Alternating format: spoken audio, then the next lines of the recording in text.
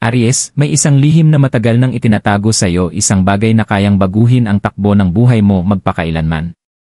Nagsimula nang magsalita ang tarot, mga mensaheng nakatago, mga katotohanang walang sinumang naglalakas loob na banggitin. Paano kung ang mga kasagutan sa pinakamalalaking tanong mo tungkol sa pag-ibig, pera, at tadhana ay nandito na, naghihintay lang sa iyo? Kapag pinagmasdan mo ng mabuti, maaaring maunawaan mo na kung bakit paulit-ulit ang ilang pangyayari, bakit may mga pintuang hindi pa rin bumubukas, at bakit parang may bigat ang iyong dibdib. Hindi ito basta-bastang reading, maaari nitong baguhin ang direksyon ng iyong landas at buksan ang hinaharap na matagal mo nang inaasam. Welcome, Aries! Masaya akong nandito ka dahil ang reading natin ngayon ay espesyal, nakalaan talaga para sa iyo. Ang mga tarot card ay naghanda ng mga mensaheng lampas sa nakikita ng mata, mga katotohanang matagal nang nakatago tungkol sa buhay mo, sa puso mo, at sa tadhana mo. Marami sa atin ang nakakaramdam ng tahimik na hila, yung munting bulong ng universo na parang may gustong iparating. Ngayon, ilalantad natin ang mga lihim na matagal nang nanahimik, at sa wakas may intindihan mo na ang mga senyales at mensaheng matagal ka nang sinusundan. Kung ito man ay tungkol sa pag-ibig, sa career, o sa landas na nakatakda para sa kaluluwa mo, gagabayan ka ng reading na ito. Kaya manatili ka, buksan mo ang iyong isip at puso, at hayaang pagliwanagin ng tarot ang landas na maaaring magbago sa lahat ng akala mo tungkol sa iyong buhay. Kasalukuyang enerhiya sitwasyon. Aries, sa sandaling ito, ang enerhiya mo ay parang hindi mapakali, na para bang may mahalagang bagay na halos maabot mo na pero hindi pa lubusang lumalantad. Siguro napansin mo na ang mga pattern na paulit-ulit, mga munting senyales, mga bulong sa iyong panaginip, o bigla ang mga sandali ng kaliwanagan na parang sinusubukan kang kausapin ng universo. Maaaring may tanong na matagal nang nakaipit sa puso mo, isang lihim na hindi mo masabi, o isang sitwasyong nag-iwan sa iyo ng pag-aalinlangan. Ipinapakita ng tarot na nakatayo ka ngayon sa isang sangandaan. Sa isang panig, ang mga pamilyar na daan ay nagbibigay ng ginhawa, ngunit kakaunti ang pag-unlad. Sa kabila naman, ang hindi kilala ay hinahamon ka, tinutulak kang harapin ang mga katotohanang matagal mo nang iniiwasan. Sa kulturang Filipino, madalas nating sinasabing lumilitaw ang mga senyales sa hindi inaasahang paraan, sa mga panaginip, sa paglipad ng mga ibon, sa biglaang malamig na hangin, o sa pagtilamsik ng apoy sa kandila. Pakinggan mo ang mga sandaling ito, may dala silang mensaheng para sa iyo. Handa nang magising ang iyong espiritu, kahit nag-aatubili pa ang iyong isipan. Maingat kang tinutulak ng universo tungo sa kaliwanagan, hinihikayat kang pakinggan ng mas malalim ang iyong intuition. Maaaring may tensyon sa mga relasyon o damdaming matagal nang nakatago na kailangang kilalanin. Ang nararamdaman mo ngayon ay hindi kalituhan, ito ay paghahanda. Bumulong ang tarot na ang mga sagot ay naririyan na, naghihintay lang na mapansin mo. Bawat tingin, bawat pagkakatugma, bawat taong nakakasalamuha mo araw-araw ay magkakaugnay. Hindi random ang mga simpleng senyales na ito ang paraan ng universo upang ihanay ka sa tunay mong landas. Aries, kailangan na yon ang tapang mo ng higit kailanman. Magtiwala ka na kahit ang mga sandali ng pagdududa ay mga hakbang na naglalapit sa iyo sa pag-unawa ng mga lihim na matagal nang nakatago. Nakatagong lihim mga hindi masabi. Aries, ibinubulong ng tarot na may mga katotohanang nakatago, hindi lamang sa iyo, kundi minsan pati sa mga taong pinakamalapit sa iyo. May mga lihim na namamalagi sa mga anino, dala ng mga usapang hindi natapos, mga tinginang may alinlangan, o mga mensahe at liham na hindi pa nabubuksan. May mga damdaming nakakulong, pakiramdam na hindi mahanap ang tamang salita, at mga sitwasyong kailangan munang pagtiisan bago lubos na maunawaan. Ipinapakita ng mga baraha na may isang tao sa paligid mo ang nagpipigil ng tunay niyang hangarin, marahil dahil sa takot, hiya, o dahil sa bigat ng tradisyon. Sa karunungang Filipino, madalas nating sinasabi na may kahulugan ang katahimikan, na ang hindi sinasabi ay mas makapangyarihan kaysa sa mga binibigkas. Ang mga panaginip na malinaw o paulit-ulit ay maaaring paraan ng iyong espiritu upang itulak ka na mapansin ang mga tagong bagay na ito. Kahit ang pinakamaliit na senyales, kandilang biglang kumikislap, katok na hindi mo inaasahan, o salitang binitawan ng kaibigan, ay maaaring gabay patungo sa katotohanan. Maaaring nararamdaman mo rin ang bigat sa iyong puso, isang pagkabagabag na hindi mo maipaliwanag. Sinasabi ng tarot na hindi ito ilusyon, mga mensahe ito ng universo, hinihimok kang tumingin ng mas malalim. Marahil may mga pagkakataong hindi mo pinansin, damdaming binaliwala mo, o babalang hindi mo pinansin. Ang bawat hindi nabanggit na iniisip, bawat lihim na kilos, ay bumubuo ng isang kwento na ngayon palang tinatanglawan ng tarot. Sa pag-ibig, maaaring may mga damdaming hindi maipahayag ng diretsyo. Baka may isang taong lihim na humahanga sa'yo, nagtatago ng kanyang puso, o baka ikaw mismo ang masyadong nangungunang nagbabantay ng sarili mong damdamin. Hinihikayat ka ng tarot na magpakita ng tapang, hindi yung padalos-dalos, kundi yung tapang na kilalanin ang mga katotohanang matagal nang humuhubog sa buhay mo ng tahimik. Sa trabaho o usaping pamilya, may mga lihim na mas nakakaapekto sa mga desisyon at relasyon kaysa sa inaakala mo. Maaaring may mga inaasahang hindi sinasabi, mga nakatagong motibasyon, o mga planong hindi pa isinasa publiko. Ang paniniwala nating mga Filipino sa mga senyales, mga palatandaan sa kalikasan, biglaang lamig, o mga pattern na paulit-ulit, paalala na ang mga nakatagong agos ay hindi basta nagkataon. Pansinin mo ang mga banayad na pahiwatig at mga kaganapang tila magkakaugnay. Aries, ang mga bagay na hindi mo pa nakikita ng malinaw ngayon ay hindi mananatiling nakatago. Ipinapakita ng tarot na papalapit na ang mga revelasyon, ngunit darating lamang ang mga ito kapag ikaw ay matiisin at mapagmasid. Maaaring hindi komportable ang katotohanan, maaaring hamon pa, pero dala nito ang kapangyarihang palayain ka. Sa pagtanggap ng mga nakatagong katotohanan, mas luminaw ang iyong landas, mas tumalas ang iyong mga desisyon, at mas tumibay ang iyong espiritu. Tandaan, ang universo ay nagsisimula sa mga bulong bago ito umatungal. Ang mga hindi sinasabi ay paghahanda sa iyo para sa paggising. Malapit nang mabunyag ang nakatago, at maintindihan mo kung bakit may mga pintong hindi bumukas, bakit may mga salitang hindi nasabi, at bakit ramdam mo ang tahimik na bigat ng hiwaga sa iyong puso. Gabay payong mula sa tarot. Aries, ang tarot ay nagbibigay ng gabay hindi para hulaan ang kapalaran mo, kundi para pagliwanagin ang landas na matagal nang alam ng iyong espiritu. Sa ngayon, hinihikayat ka ng universo na maging mapagpasensya, mapagnilay at maingat sa bawat hakbang. Ang mga lihim na nabunyag kanina ay hindi para takutin ka, mga paanyaya ang mga ito upang gisingin ang iyong panloob na karunungan at ihanay ang mga pagpili mo sa iyong mas mataas na pagkatao. Sa usapin ng pag-ibig, payo ng mga baraha na magsalita ka ng tapat ngunit may lambing. Ipaabot mo ang nararamdaman mo ng may tapang, ngunit makinig ka rin gamit ang iyong kaluluwa.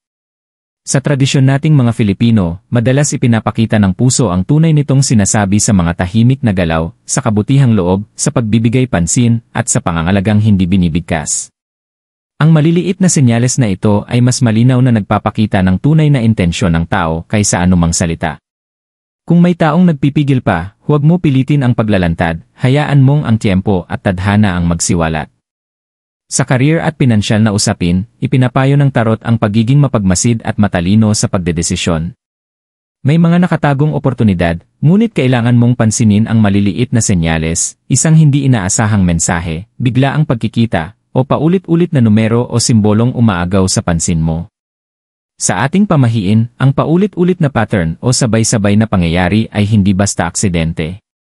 Gamitin ang mga iyon bilang kumpas sa susunod mong hakbang.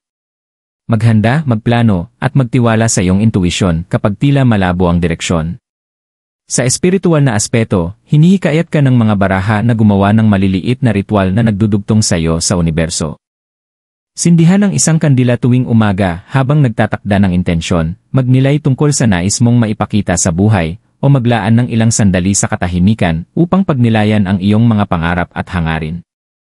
Hindi ito basta pamahiin lamang, ito ay paraan upang makisabay sa enerhiya ng paligid, linawin ang isip, at anyayahan ang positibong daloy sa buhay mo. Hinihiling din ng tarot na bitawan mo ang mga takot na nagpapatigil sa iyo.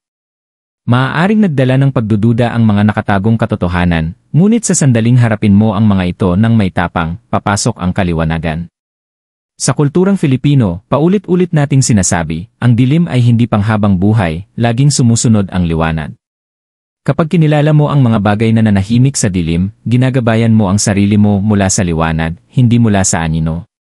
Tandaan, Aries, ang pagmamanifest ay hindi lang pagnanasa, ito ay pag-aalin ng iyong kilos, isip, at intensyon sa enerhiyang nais mong makaengkwentro. Bawat desisyon, bawat hakbang, ay tumutugon sa universo at humihila sa mga karanasang nakalaan para sa iyo. Ang gabay na natanggap mo ngayon ay isang mapa, hindi isang utos. Gamitin mo ito ng matalino, kumilos ng may integridad, at manatiling bukas sa mga himalang inilalagay ng universo sa iyong daan. Sa pagtanggap mo sa gabay na ito, gumagaan ang puso mo, luminaw ang isip mo, at tumitibay ang espiritu mo. Ang tarot ay hindi lamang naglalantad ng nakatago, ito rin ang nagliliwanag ng landas pasulong, nagiging daan upang ang mga hamon ay maging pag-unlad, ang katahimikan ay maging pagkaunawa, at ang pagdududa ay maging tiwala. Love & Relationships Reading. Aries, ipinapakita ng tarot na sa ngayon, ang pag-ibig ay parehong hamon at biyaya sa buhay mo. May mga nakatagong damdamin at hindi masabing katotohanan na humuhubog sa enerhiya sa paligid ng iyong mga relasyon. Maaaring may isang taong tahimik na naakit sa iyo, o baka naman ang sarili mong damdamin ay maingat mong itinago, naghihintay ng tamang sandali para lumitaw. Sa karunungang Filipino, kadalasan sinasabi na ang pag-ibig ay nagsasalita sa pamamagitan ng mga galaw, tinginan, at maliliit na pag-aalaga, mas makapangyarihan pa minsan kaysa sa mismong salita. Pansinin mo ang mga banayad na senyales na ito. Kung naramdaman mo ang distansya o tensyon sa iyong mga relasyon, tandaan mo na hindi ito hadlang. Ipinapakita ng tarot na ang pag-unawa at pasensya ay kayang gawing kaliwanagan ang pag-aalinlangan. Ang mga usapang matagal nang iniiwasan ay maaaring tuluyang mabuksan at maglalantad ng mga damdaming matagal nang nakatago. Sa kulturang Filipino, madalas nating sinasabi na ang tamang oras at sinseridad ang gumagabay sa puso at ang pagpilit sa anumang bagay ng masyado pang maaga ay maaaring makasagabal sa natural na daloy. Pagkatiwalaan mo ang ritmo ng iyong mga koneksyon at hayaan mong dahan-dahang lumitaw ang mga sandaling puno ng katotohanan. Para sa mga single o naghahanap ng pag-ibig, ipinapakita ng mga baraha na ang universo ay nag-aayos ng mga pagkakataong dumarating sa hindi inaasahang paraan. Ang mga panaginip, senyales, at mga coincidence na paulit-ulit ay maaaring magturo na may isang mahalagang tao na paparating sa buhay mo. Isang sandaling tingin, isang biglaang pagkikita, o kahit isang tawang magkakasabay ay maaaring may mas malalim na kahulugan kaysa sa inaakala mo. Hinihikayat ka ng tarot na maging bukas sa mga posibilidad na ito habang nananatiling tapat sa tunay na hangarin ng puso mo. Ang pamilya at pagkakaibigan ay may malaking papel din sa iyong emosyonal na mundo. Maaaring may mga tensyon o inaasahang hindi nababanggit, ngunit sa pagsasabi at pag-unawa, nagiging daan ito sa pagkakaisa. Sa tradisyong Filipino, binibigyang halaga natin ang respeto, pasensya, at mahinahong komunikasyon, mga katangiang magbibigay ng gabay sa mga sensitibong sandali. Sa pag-obserba sa maliliit na senyales at pagtugon ng may malasakit, nabubuo mo ang mga ugnayang mas matibay at mas makahulugan. Aries, tandaan mo, ang pag-ibig ay hindi lang pagtanggap, ito rin ay pag-unawa, pasensya, at tapang. Ipinapakita ng tarot na sa pagtanggap ng katotohanan, pagtingin sa maliliit na pahiwatig, at paggalang sa natural na agos ng mga relasyon, mas madali mong malalakbay ang mundo ng emosyon. Ang dating malabo ay magiging malinaw at ang dating nakatago ay tuluyang makikilala. Ang paglalakbay ng puso ay puno ng hiwaga, ngunit sa kamalayan at tamang intensyon, maaari itong humantong sa malalim na saya at matatag na koneksyon. Career, Finances & Luck. Aries, ipinapakita ng tarot na ang iyong career at pananalapi ay papasok sa isang yugto ng banayad na pagbabago. Maaaring dumating ang mga oportunidad sa hindi mo inaasahang pagkakataon, ngunit kakailanganin mo ang matalim na obserbasyon at intuisyon upang mapansin ang mga ito. Madalas na nakikipag-usap ang universo sa pamamagitan ng mga senyales, maliliit na pagkakatugma, at paulit-ulit na pattern, mga bagay na matagal nang itinuro ng tradisyong Filipino na pansinin. Maaaring isang biglaang mensahe, bagong kakilala, o di inaasahang ideya ang susi upang umusad ka. Sa pananalapi, maaaring may nakatagong yaman o potensyal na pagkakakitaan na abot kamay na. Gayunpaman, nagbabala ang tarot na mahalaga ang pasensya at paghahanda. Huwag magmadali sa desisyon o matukso sa mga shortcut. Sa kulturang Filipino, pinaniniwalaan na pabor ang swerte sa mga kumikilos ng may integridad at karunungan. Sindihan ang kandila, itakda ang malinaw na intensyon, o magsagawa ng maliliit na ritual upang ihanay ang enerhiya mo sa kasaganaan. Bagamat tila simple ang mga gawaing ito, tinutulungan nitong i-tune ang espiritu mo sa mga oportunidad na baka hindi mo mapansin. Maaaring may nakatagong dynamics din sa iyong kapaligiran sa trabaho. Maaaring may mga hindi nabibigkas na alitan, hindi nakikilala na pagsisikap o hindi inaasahang alyansa. Pansinin ang maliliit na pahiwatig, tulad ng tono ng pag-uusap, biglaang imbitasyon, o paulit-ulit na numero at simbolo na pumupukaw sa pansin mo. Ipinapakita ng tarot na sa pag-unawa sa mga nakatagong agos na ito, maaari kang kumilos ng tiyak at gawing bentahe ang mga hamon. Ang swerte ay hindi basta-basta, ito ay enerhiya na tumutugon sa iyong kilos at pananaw. Hinihikayat ka ng mga baraha na manatiling mapagmasid, kumilos ng may layunin at magtiwala sa intuisyon. Madalas tayong pinaalalahanan sa pamahiang Filipino na ang maliit na kilos, bulong na panalangin, o maingat na handog ay maaaring baguhin ang enerhiya sa paligid natin. Ilapat ang karunungang ito sa iyong propesyonal na buhay at pananalapi, pansinin ang mga senyales, kumilos ng may gabay, at manatiling bukas sa mga hindi inaasahang biyaya. Aries, kahit patila malabo ang landas, tiniyak ng tarot na inihahanay ng universo ang mga pangyayari para sa pabor mo. Sa pamamagitan ng pagiging matiisin, maingat, at maagap, magagawa mong pamahalaan ang iyong career at pananalapi ng may kumpiyansa. Nakatagong mga pintuan ang handa ng bumukas, ngunit para lamang sa mga mapagmasid, kumikilos ng matalino, at nagtitiwala sa banayad na gabay sa paligid nila. Aries, sa pag-abot natin sa huling bahagi ng tarot reading na ito, tandaan mo na palaging gumagabay sa iyo ang universo, kahit patila malabo ang landas. Bawat nakatagong katotohanan na nabunyag, bawat banayad na senyales na napansin, at bawat desisyong ginawa ay naglalapit sa iyo sa iyong tadhana. Ipinapakita ng tarot na ang pasensya, tapang, at pagtitiwala sa iyong intuisyon ang iyong pinakamakapangyarihang kaalyado sa panahong ito. Ang mga enerhiya sa paligid mo ay nagbabago para sa iyong kapakinabangan. Ang mga oportunidad, pag-ibig, at biyayang dati tila malayo ay dahan-dahang pumapasok sa iyong buhay. Paalala ng karunungang Filipino na kahit ang pinakamaliit na ritual, isang bulong na panalangin, o pagsindi ng kandila ay kayang palakasin ang positibong enerhiya sa paligid natin. Maglaan ng oras para kumonekta sa mga gawaing ito ang tulay sa pagitan ng iyong espiritu at ng universo. Bitawan mo ang takot, pagdududa, at pag-aatubili. Ang mga bagay na matagal nang nakatago ay hindi na magkakaroon ng kapangyarihan sa iyo. Magtiwala ka na bawat karanasan, nakaraan, kasalukuyan, at mga paparating ay gumagabay sa iyo tungo sa paglago, kaliwanagan, at katuparan. Tiniyak ng tarot na ang puso, isip, at espiritu mo ay inihahanay para sa malalim na pagbabago. Aries, lumakad ka ng may kumpiyansa. Yakapin ang iyong panloob na lakas, igalang ang mga senyales, at hayaang ang universo ang magdala sa iyo sa buhay na nakalaan para sa iyo. Bawat revelasyon, bawat kaalaman, bawat biyaya ay hakbang patungo sa tadhana na naghihintay sa iyo.